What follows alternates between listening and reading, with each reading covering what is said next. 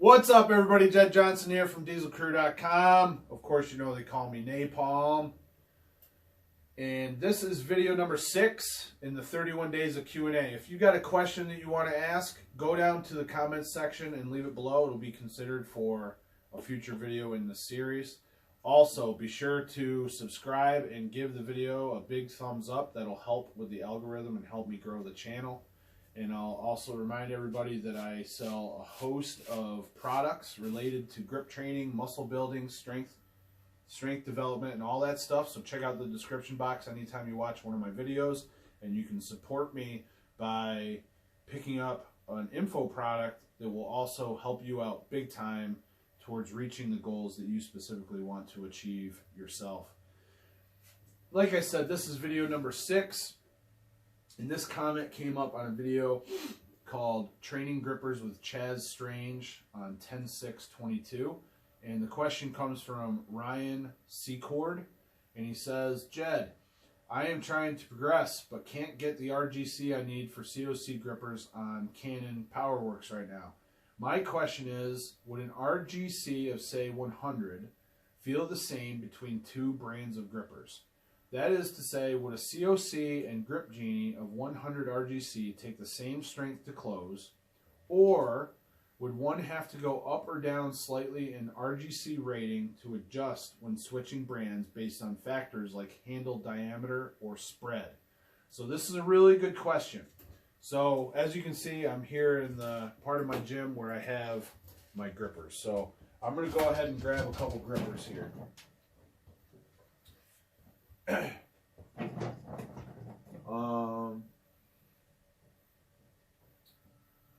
Let's see.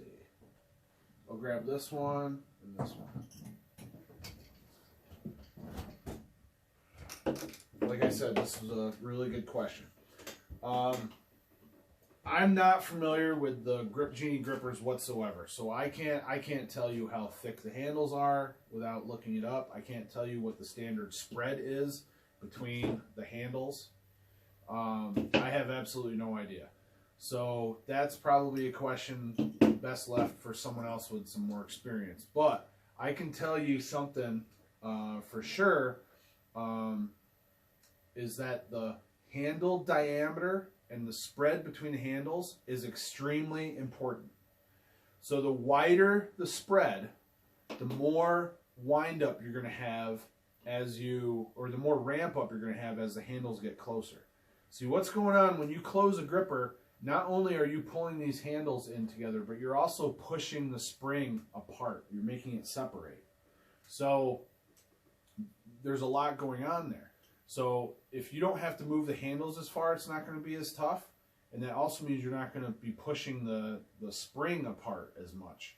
So any gripper, if you have any two grippers with the same rating, I'm going to suggest that the gripper that's narrower is going to be easier to close. So that's huge. So that's the handle spread. The diameter is also very important because you're going to bottom out on the gripper, or say you're gonna touch those handles together a lot quicker on a gripper that has thicker handles. So just because you have two grippers with the same rating, if one of the grippers has thicker handles, then most likely it's going to be easier to close that gripper because those handles are thicker and they're going to smash into one another a lot quicker. So those are two important things. Other things that are important about the difficulty of the gripper is the knurling, or the quality of the knurling. So like this is a COC gripper.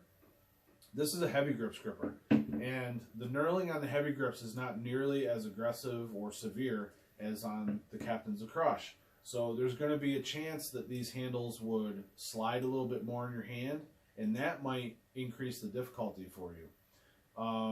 Some other things, if your spring is all rusty and it's going to be grinding as you squeeze it. See, the legs of the gripper actually drag against the internal spring of the gripper. So while you've got this pushing out effect up top, you've got a grinding effect that takes place at the bottom of the spring.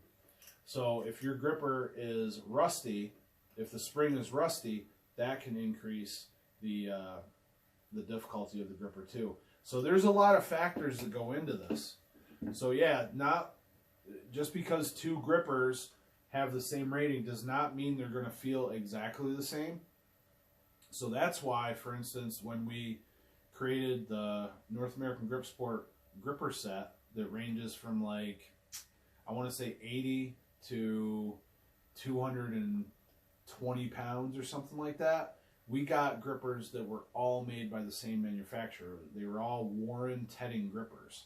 So that takes a little bit of the inconsistency out of the equation. But yeah, handle spread, the distance between the actual handles, handle diameter, the thickness of the handles themselves, even the spring depth, like how far the springs are mounted inside the handles and how close the top of the handle comes to the bottom of the spring.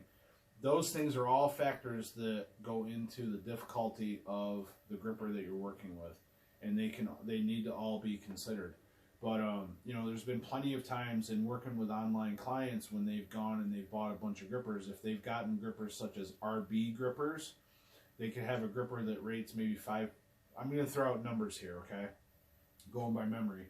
They could have a gripper by RB that is 5 pounds heavier than their COC gripper, but it feels easier to close because those handles are closer together and the handles are thicker.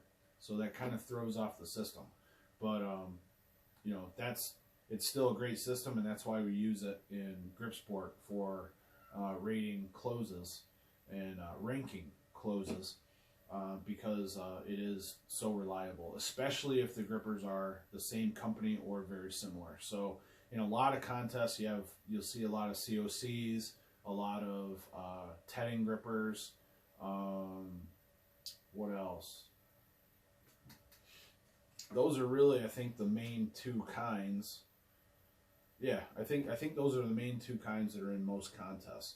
But if you go to a contest and you see that there's a spread of grippers and you got two grippers that are really, really close to one another, maybe they're only 3, 4, 5, 6 pounds apart, and you see that one of them has a really narrow handle spread, then you might want to try that and get that score for that gripper, because it might feel a little bit easier when you're closing it.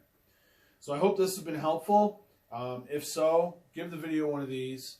Be sure to subscribe. Leave comments below. If you have any questions, go ahead and put them below. They'll be considered for future videos in this series.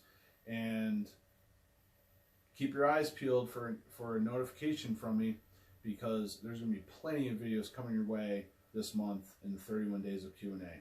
All the best in your training, everybody. Take care.